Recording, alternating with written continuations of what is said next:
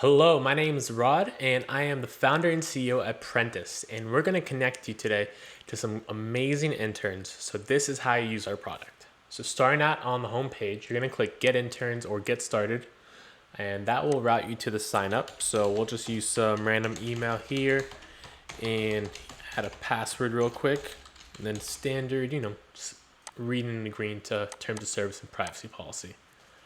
Once you get through that, the first thing you're going to do is create a company profile. So I'll just add a logo, and I think this one's pretty nice. So we'll save that. And after that, just fill out the rest of the information about the company.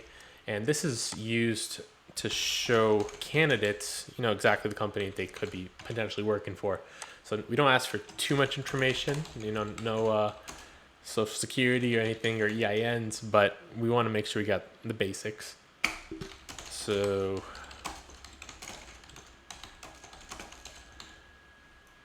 city, so only in the US. We only work companies in the United States, and same thing with our interns. And then you want to choose an industry because based off this there's different interest, so we'll just put marketplace here. And company size is a small company, so next. And then next thing we're doing is adding a mentor. So every great internship starts with a great mentor, and they have to have experience in the field of the intern that they're getting. So a senior developer can get up to two developer interns, and this ensures that they're getting proper guidance. Because if you have an accountant watching a developer, there's not going to be much stuff that they can learn. So this makes sure that both sides get a good read, and then from there there's a learning opportunity and a chance to really evaluate the intern. So I'm just going to add myself real quick. I do add mentor, and then from here you just click finish, and this is going to take you to actually book a meeting with one of our reps. And the reason for this is because we want to make sure that your company fits. There are companies that try to sign up and then they'll try to manipulate our candidates. So we want to just make sure you're a normal company. So in most cases you're going to be approved, and also gives us a chance to answer any questions that may not be answered here. So once you do that, you'll be able to meet with us to ask any questions. We have usually availability within 24 hours, so don't worry, you don't have to wait forever. And then once we do get you in there, you can enter an access code. So I'm going to cover the screen real quick. All right, so I enter the access code, and the next thing you're going to have to do is enter a payment method. So the payment method, we just have this on file. We're not going to charge you anything until you actually do interviews and actually have to buy a credit to hire an intern. So this is just meant to make sure that companies aren't just abusing our platform and interviewing candidates and leaving.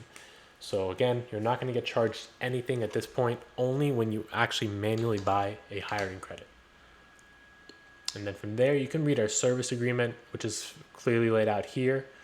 And we just make sure that you do read it. So definitely recommend checking that out either now or later. And then just check that, add a card, and you can move forward.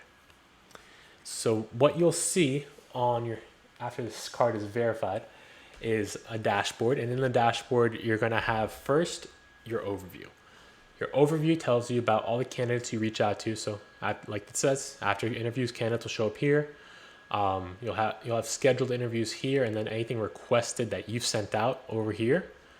And hopefully, we're going to have a lot of interns end up over here where you'll be able to manage them and, submit any feedback or just convert them to a full-time employee. But to get started, what you want to do is go to Browse. In Browse, you're going to be able to see all the latest profiles.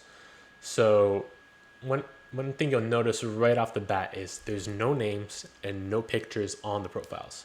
The reason for this, we don't want bias getting in the way, because I know personally I've had it where I saw a weird name or maybe a weird picture, and I disqualified candidates that ended up being great people.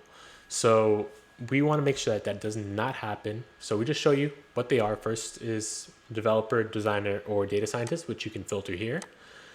Their location, which again, always going to be in the US. A quick bio, what they're interested in, so you don't get someone that for example, wants to do front end, then you hire them for back end. Then they have their technical skills, which will be varying depending on their role. Different projects they've worked on, so you can kind of get a glimpse into their interest, and sometimes they'll include the technology they use on that. Then over here, we have company preferences. So industries, so in this case, they want to work at a marketplace, so maybe my business would be good. But company size, they want medium and large companies, so I think my company might be a little bit too small for them. Then looking at professional experience, so this is like their last professional role, and any sort of other education. So since our candidates, they're coming from different industries, but they already got trained in development or product design, then they're going to have some sort of education in the past. So you'll see that, and you can kind of evaluate whether you like them or not. And you can always go to the next one. So over here now we have a developer.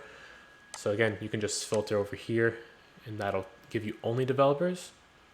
And then you can also filter by skills. So let's say I want a React and Node developer. So that's going to show me only results where they have React and Node. And then you can see how many at the bottom. And just know our candidates are always being replenished. We just make sure that we have very strict quality. That way your company gets the best people and doesn't have to worry about going out and finding the best. So once you're ready to interview someone, you can just say request interview, and this will make you add availability. So we want to make sure that you don't go back and forth in emails, and adding availability lets you add time ranges that'll generate time slots. So in this case, I'm just going to exit out this real quick, but if you go here and add time slots, let's do 2:30 to 6 p.m. I got an opening in my schedule.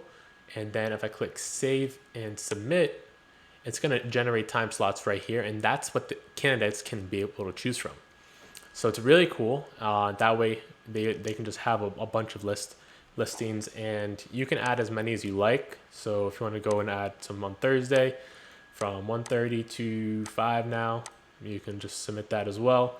And the more slots that they have to choose from, the easier scheduling will probably be.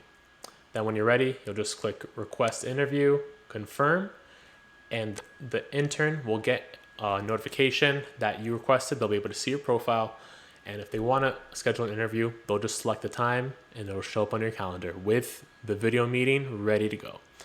And if not, they'll reject it, and you'll also get an email. But most of our candidates are willing to work for companies, but try to find the best match.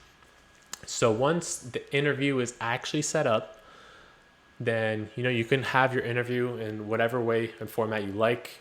We schedule 60 minutes, but you can do it shorter.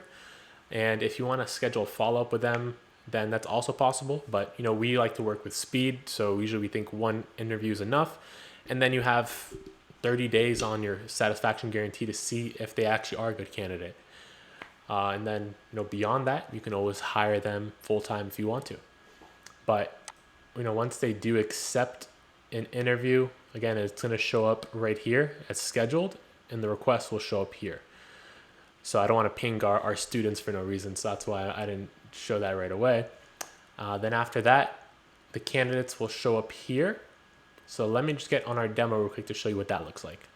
All right, so this is what a dashboard that's actually filled out looks like. So you'll see first we have the scheduled interviews, and this one is on December 10th at 3 p.m. You're not going to see a name because, again, there's no self-identifying information just yet. But if you want to view the profile, you can click here, easily view the profile, or join the meeting from here if you click that link. In this case, we're not going to have to click it. But again, with the invites, they come with the link inside and all the information, and it's an event already created on your calendar. So you probably won't even have to come to here at interview time.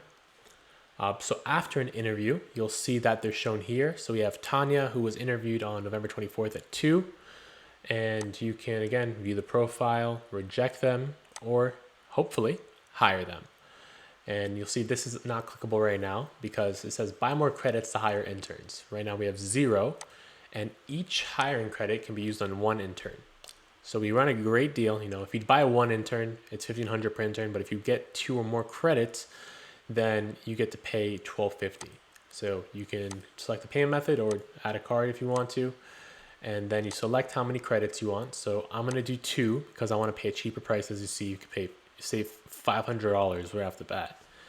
And then once I do that, I'll just click confirm purchase. It goes processing.